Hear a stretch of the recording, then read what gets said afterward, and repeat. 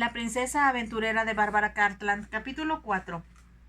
Bailaron 2 piezas más y luego, cuando la pista empezó a llenarse, Miklos dijo con voz calmada: «Creo que debía irse a la cama, puesto que tiene un compromiso tan importante para mañana en la noche». Debido a que ella se sentía más feliz de lo que se había sentido en su vida, Victoria protestó: «No, no, por favor, quiero seguir bailando». Dijo esto porque pensó que nunca más podría volver a bailar en esas circunstancias y divertirse como una muchacha ordinaria, en lugar de hacerlo como una princesa de sangre real. Lo miró al hablar y le pareció que los ojos de él eran muy comprensivos al contestar, como si ella no hubiera protestado. «Dele las buenas noches al profesor y entre en la posada. Entonces debo decirle algo antes que suba a su habitación». Habló con mucha suavidad, pero la autoridad que reflejaba su voz acalló los argumentos que temblaban en los labios de Victoria. La llevó hacia el borde de la pista de baile y ella se dirigió hacia donde estaba el profesor, quien tenía el rostro un poco encendido, disfrutando visiblemente de los elogios de sus admiradores. No solo estaba rodeado de la gente sentada a la mesa en que él se encontraba, sino que otras personas venían hacia él, procedentes de los jardines. Algunas de ellas llevaban pedazos de papel o pequeños libros en la mano, y ella imaginó que iban a pedir su autógrafo al profesor. Este era el tipo de adulación que él había estado echando de menos durante los últimos años. Ella se sintió muy feliz por él y pensó que nada, ni siquiera una revolución, impediría que tocaran en el palacio la noche siguiente. Llegó hasta donde él estaba, haciendo a un lado a la gente que lo rodeaba, y se inclinó para murmurar a su oído: «No se levante, profesor, pero me voy a la cama». Él asintió con la cabeza, indicando que comprendía, y tomándole la mano que ella tenía apoyada en su hombro, se la llevó a los labios. Fue algo que cualquier hombre podía haber hecho, sobre todo frente a un artista, pero Victoria temió que alguien advirtiera otro significado, de profundo respeto, en ese gesto. Por lo tanto, se volvió con rapidez y se dirigió a toda prisa hacia el frente de la posada. Miklos parecía haber desaparecido, pero cuando ella entró en el vestíbulo, donde estaba el mostrador del propietario con las llaves de las habitaciones colgadas atrás, lo vio al fondo de la habitación. Ella no pudo evitar que su corazón diera un salto de alegría al ver que él no se había marchado aún y que podrían estar juntos un poco más. Corrió hacia él con los ojos brillantes y el largo cabello flotando sobre su espalda. Él no habló. Se limitó a tomar la mano de ella entre la suya y a conducirla por un pasillo que llevaba hacia la parte posterior de la posada, para salir por una puerta que daba al pequeño jardín donde Victoria había estado esa tarde. Había pocas ventanas iluminadas en este lado de la casa, pero aun sin las linternas chinas ni las velas de la mesa, las estrellas en el cielo y la luna que empezaban a elevarse por encima de sus cabezas les permitían no solo ver el lugar donde se encontraban, sino mirarse uno al otro. Miklos, todavía con la mano de ella entre la suya, llegó caminando hasta la puerta que conducía al bosque. Al llegar se detuvo, pero no la abrió. Entonces, cuando ambos se miraron, Victoria sintió que estaban solos en un mundo encantado en el que no existía nadie más. Solo escuchaba la música de la banda que tocaba con suavidad en la distancia, y a ella le pareció que la canción de amor del profesor seguía tocando en su corazón y que Miklos podía escucharla también. «Eres muy hermosa», dijo él con voz profunda, «tan bella que tengo miedo de dejar que vayas a Majlik mañana». «No me sucederá nada», contestó Victoria, y se preguntó si no se equivocaba. Se hizo el silencio mientras Miklos la miraba. La luz de las ventanas, que brillaba en su cabello, hacía danzar pequeñas lenguas de fuego sobre su cabeza.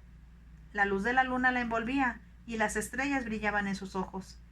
«Debes cuidarte», dijo él con dulzura, y en un tono diferente de voz que ella no esperaba, añadió: «Ahora dime qué oíste decir al príncipe Boris y a sus amigos que te asustó tanto». Debido a que la pregunta era tan inesperada, y a que ella había olvidado sus temores mientras estaban bailando, Victoria se limitó a mirarlo, atontada.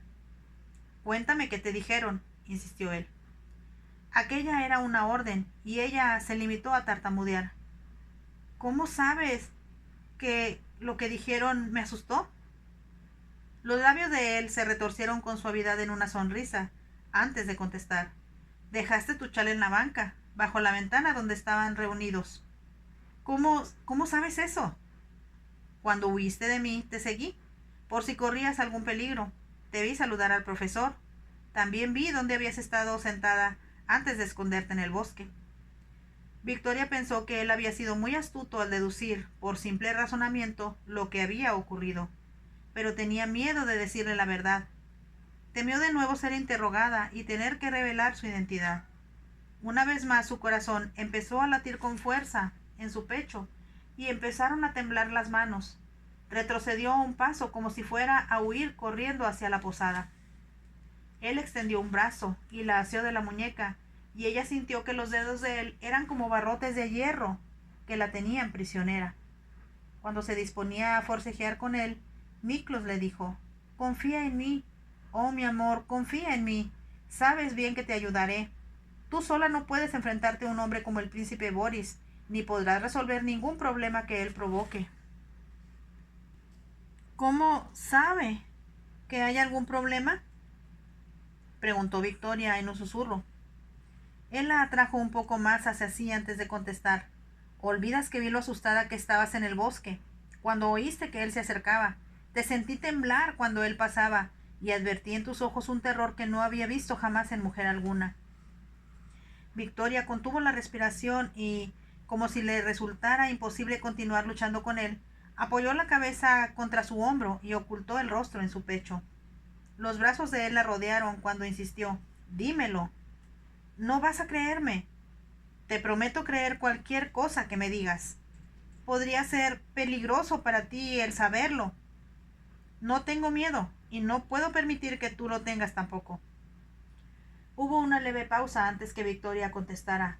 «Tengo miedo no solo de lo que oí decir, sino de hacer lo que no debo al respecto. Eso es algo que debes dejarme decidir a mí. Creo que, como es un asunto que se refiere a mi país y no al tuyo, estoy más capacitado que tú para resolverlo». Eso sonaba muy razonable, pero Victoria sintió que la sacudía un leve estremecimiento.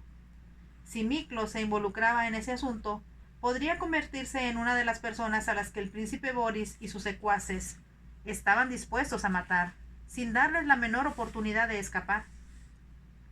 Como ella no pudo soportar el pensar que pudieran herirlo o matarlo, Victoria hizo un último esfuerzo para evitar que él se mezclara en aquel asunto. «Por favor», suplicó, «no me preguntes más. Es mejor para ti no saberlo, y porque es muy peligroso, tú también estarías en peligro, y no podrías soportar el ser responsable de ello». Victoria lo miró suplicante, y ahora, con el rostro muy cercano al de ella, Miklos preguntó: «¿Por qué te iba a preocupar eso? Después de todo, hace solo unas horas que me conoces». «Ya lo sé», murmuró Victoria, «pero porque eres diferente a cualquier hombre que hubiera conocido antes, y porque has sido tan bondadoso, quiero que te alejes y me olvides». Comprendió al decir eso que iba a ser muy duro perder a Miklos. Sin embargo, como lo perdería de cualquier modo al volver a casa, sería todavía más difícil soportar el saber que no solo lo había dejado atrás, sino que tal vez lo había enviado a la muerte. «Debes darte cuenta de que ya estaba predestinado que nos encontráramos», dijo Miklos, «y que tú y yo somos diferentes». La forma en que habló hizo que las palabras de él fueran música celestial para Victoria. Levantó la mirada hacia él, consciente de su cercanía, de la fuerza de sus brazos que la rodeaban, de sus labios que casi rozaban los de ella. Por un largo momento se miraron uno al otro, y luego con lentitud, como si lo dictara la canción de amor, las estrellas y la magia de la noche, y como si hubiera estado predestinado desde el principio del tiempo, los labios de Miklos acariciaron los de Victoria. Fue un beso reverente, espiritual y etéreo, como la luz de la luna que brillaba sobre sus cabezas. Pero cuando él sintió la suave dulzura de los inocentes labios de Victoria, su boca se volvió más exigente, más posesiva, y la atrajo hacia sí. Aquello era lo que ella había soñado y anhelado, lo que escuchaba en la música que había creado cuando estaba sola y que temió no encontrar nunca. Y cuando Miklos continuó besándola, y ella sintió que él se había apoderado de su corazón, la invadió una sensación que nunca imaginó que existiera. Corrió a través de sus senos, subió a su garganta y de ahí a sus labios, como si todas las vibraciones procedentes de las manos de él recorrieran su cuerpo. Era como pequeños rayos de luz procedentes de las estrellas. Cuando esa sensación se hizo más profunda y tan intensa que resultaba casi insoportable, a pesar de ser deliciosamente placentera, comprendió que aquello era el amor. Era el amor en el que había pensado, el que había anhelado y ahora, de pronto, estaba ahí. El mundo entero parecía vibrar a su conjuro y ella ya no era la misma. Miklos levantó la cabeza y Victoria lo miró, consciente de que todo su cuerpo palpitaba en un arrebato de éxtasis. Era difícil respirar, pero ella sintió que había música en el aire, alrededor de ellos, música que no producían manos humanas, sino los árboles, las estrellas y el latido de sus corazones. Te amo. Victoria no se dio cuenta de que había pronunciado aquellas palabras, y no obstante salieron de sus labios. Miklos contuvo la respiración. Empezó a besarla de nuevo, con besos lentos, apasionados, que la hicieron temblar en sus brazos, y ella comprendió que aquella era la cosa más perfecta y maravillosa que le había sucedido nunca. Y cuando sentía que él la había llevado a un mundo celestial, donde sólo existía la música de las esferas y la fragancia de las flores, él dijo en voz baja: ¿Cómo es posible que me hayas hecho esto? Aún así supe desde el primer momento en que te vi que tú eras lo que había estado buscando toda mi vida. ¿Eso es verdad? Nunca había visto una mujer más hermosa que tú. Cuando estaba sentada en el bosque, con la luz del sol brillando sobre tu cabello, pensé que estaba soñando. En ese instante me di cuenta de que era un sueño convertido en realidad. Eso es lo que yo siento también, dijo Victoria. Temí que si desviaba la mirada un momento desaparecerías. A ella le pareció adivinar una expresión de dolor en los ojos de él y añadió sin pensar: No puedo perderte. ¿Cómo voy a despedirme de ti pensando que no volveré a verte jamás? Eso es algo que no debe suceder, contestó Miklos. Ella tuvo la impresión, cuando dijo esto, de que temía tanto como ella que tuvieran que separarse. Con un leve grito, Victoria exclamó: Bésame, por favor, bésame de nuevo, para que yo tenga algo para recordar. Los labios de él descendieron sobre los de ella, y la besó con intensidad, casi con violencia, como si temiera estar a punto de perderla. Solo cuando los dos se quedaron sin aliento, él dijo con una voz que temblaba a su pesar: Debo dejarte descansar, pero primero dime lo que quiero saber. Ella estaba demasiado atontada por sus besos para discutir más, o siquiera para pensar que tal vez estaba cometiendo un error. No era mi intención escuchar, dijo. Estaba esperando al profesor y no sabía si había alguien en la posada. Entonces, si no viste quién hablaba, ¿cómo supiste que era el príncipe Boris el que estaba en aquella habitación? Cuando hablaron de sus planes revolucionarios, sus amigos brindaron por él como el rey Boris. Victoria dijo las palabras en un murmullo, como si tuviera miedo de que aún las flores y los árboles estuvieran escuchando y pudieran constituir un peligro para ambos. Miklos no sonrió al escuchar lo que ella decía y se limitó a comentar: Era lo que yo sospechaba. Y ahora dime, mi amor, porque es muy importante lo que dijeron con exactitud. Victoria empezó a hablar, titubeando, tropezándose con las palabras. Le resultaba difícil recordar, debido a la cercanía de Miklos, nada que no fuera él, pero logró decirle de algún modo que alguien llamado Luca se iba a encargar del ejército, Franz de la policía, Sivko de las muchedumbres, y que el príncipe Boris entrevistaría más tarde a un hombre llamado Titov, que no había estado presente para asignarle sus tareas. Ella advirtió que Miklos escuchaba con atención todo lo que estaba diciendo, y entonces, como le pareció que no tenía objeto tratar de ocultarle algo, murmuró: Creo que el príncipe intenta matar él mismo al rey. ¿Dijo eso?, preguntó Miklos con voz aguda. Dijo que él se encargaría de su majestad, y fue entonces cuando los demás brindaron por él como el rey Boris. ¿Y cuándo sucederá todo esto? El príncipe dijo que deseaba que fuera lo más pronto posible, pero después comentó que tendría que ver a Titov esa tarde o mañana, y que se encontrarían en el viejo monasterio. Así que pensé que todo sucedería después que nosotros hubiéramos tocado en el palacio y vuelto a casa. Miklos asintió con la cabeza, como si estuviera de acuerdo con ella. Gracias por decirme eso, preciosa mía, dijo. Ahora entiendo por qué estabas tan asustada. Pero como el príncipe nunca sospechó que lo escuchabas, debes olvidar todo lo que oíste. ¿Y qué eras tú? Trataré de evitar que mi país sea destruido de esa forma, por un hombre que no merece reinar sobre una colección de ratas, ya no digamos sobre el pueblo de Salona.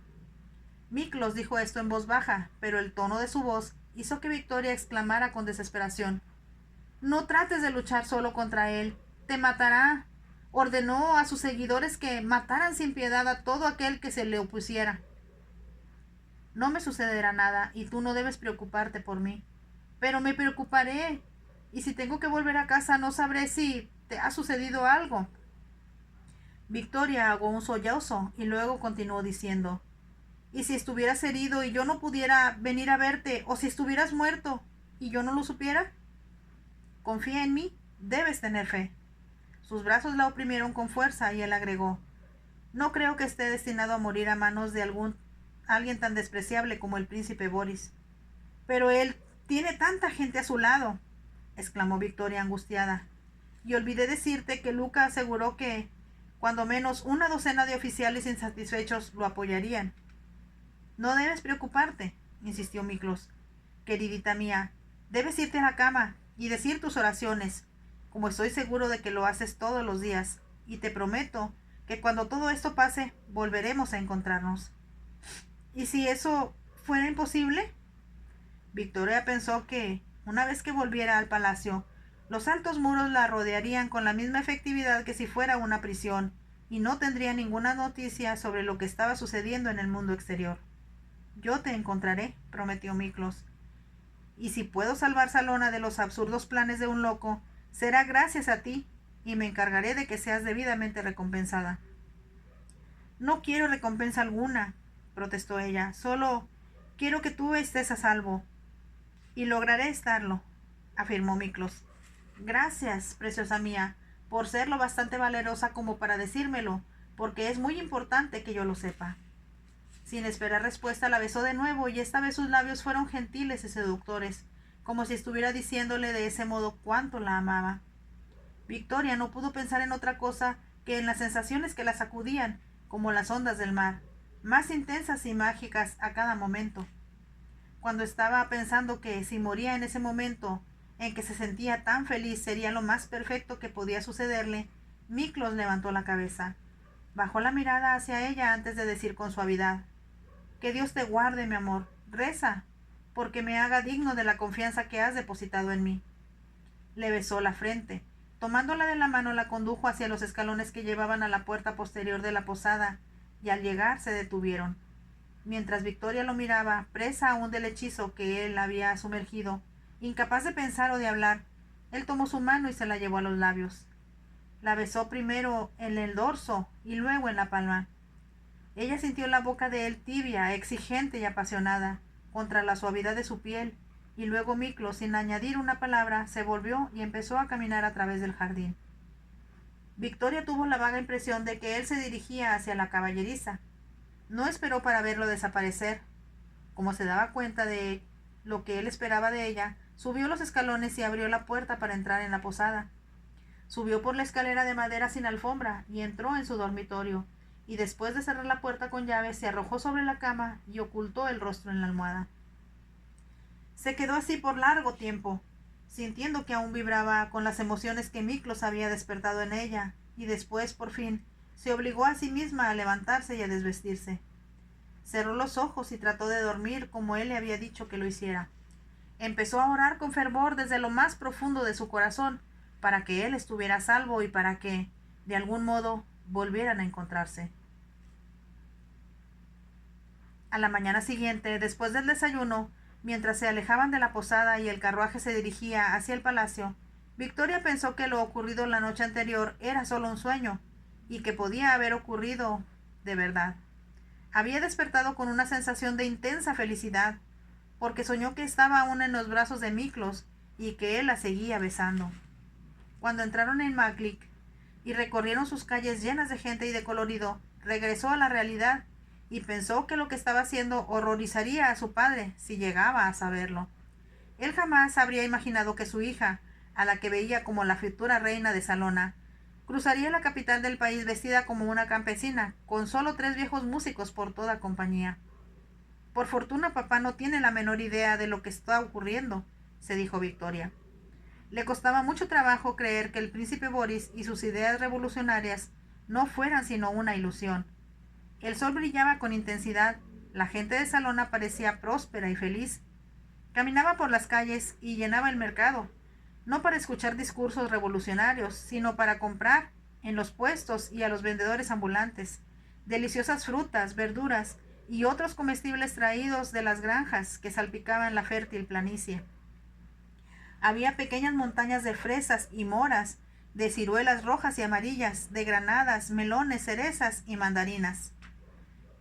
El día de mercado en Maglik, como en las ciudades de su país, se dijo Victoria, sin duda alguna atraía campesinos desde muchos kilómetros a la redonda. Seguramente llegaban por caminos polvorientos, empujando carretillas con sus productos y cantando sus canciones campiranas.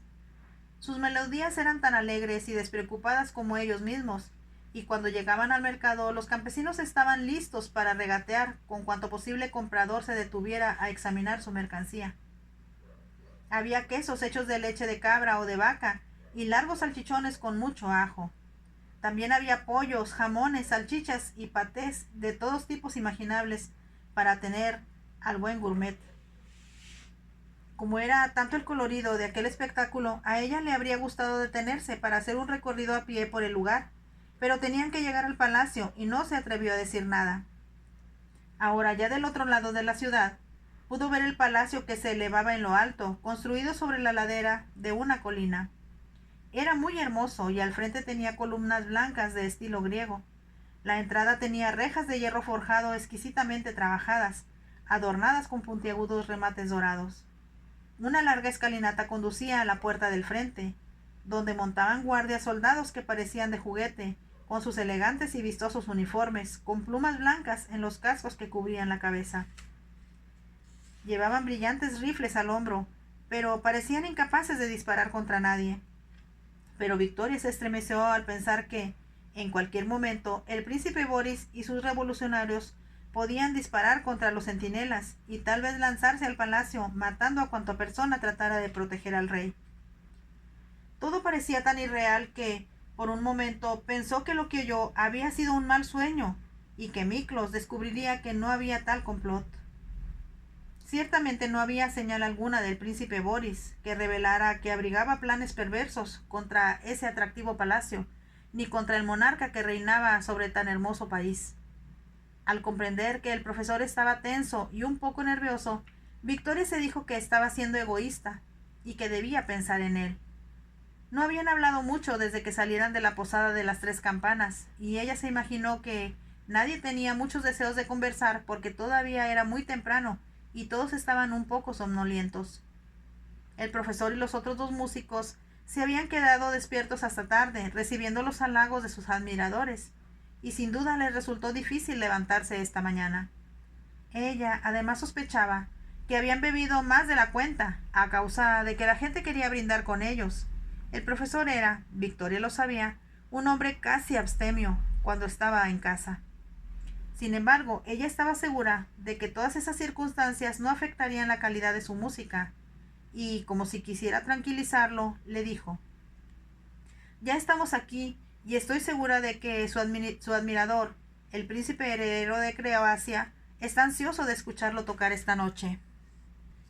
«Espero que tenga razón, querida mía», contestó el profesor, «pero veremos primero dónde vamos a tocar, y tan pronto como hayamos desempacado, ensayaremos para estar seguros de que nuestra actuación será la adecuada». «Sí, desde luego», reconoció Victoria. Los recibió uno de los ayudantes del rey, quien comunicó al profesor que su majestad y su alteza real, el príncipe heredero, esperaban con entusiasmo su llegada. Mientras los conducía a través de un amplio e impresionante vestíbulo de mármol, el hombre añadió: «Debe hacerme saber, profesor, si hay algo que necesite. Hemos tenido el cuidado de hacer afinar el piano antes de su llegada, y como es un piano bastante nuevo, creo que recibirá su aprobación». «Estoy seguro de ello», comentó el profesor. Espero que haga saber a su majestad de cuánto aprecio todas sus bondades. Pasaron a través de largos corredores donde había cuadros magníficos, así como muebles confeccionados de forma exquisita. La mayor parte eran de diseño francés y ella recordó que alguien le había dicho que la madre del rey actual había sido francesa, lo cual explicaría esa preferencia. Con un ligero estremecimiento de temor, Victoria recordó también que, en 2 semanas más, el rey Radul visitaría a su padre para pedir la mano de ella en matrimonio. En ese momento comprendió que, debido a que Miklos la había besado, debido a que había encontrado al hombre a quien había entregado su corazón, jamás se casaría con nadie más, ni con el rey de Salona, ni con ningún otro hombre, por importante que fuera. Hasta ese momento, no se le había ocurrido pensar en lo que el estar enamorada podía significar con respecto a su futuro. Sabía que no le permitirían que se casara con nadie que no fuera de sangre real, y eso significaba que estaba condenada a una vida de soltería y soledad que sería insoportable. La única alternativa era casarse con un hombre a quien ella odiaría y que no tendría ningún efecto por ella como mujer. ¿Cómo podré soportar una cosa tan horrible, tan descabellada?, se preguntó una y otra vez. Comprendió que lo que había sentido cuando conoció por primera vez el propósito del rey ahora se había intensificado 1.000.000 de veces porque estaba enamorada. Fue entonces que se percató de que la situación se había vuelto mucho más complicada y difícil. Había detestado la idea de casarse con un hombre lo bastante viejo para ser su padre, y a quien ella no amaba, solo porque él deseaba un hijo. Pero ahora sabía que la idea de que la tocara un hombre que no fuera Miklos, que la besara a alguien que no fuera él, o pensar en convertirse en la esposa de otro hombre, era del todo insoportable. Era una degradación y un horror que ella no podría contemplar ni por un momento.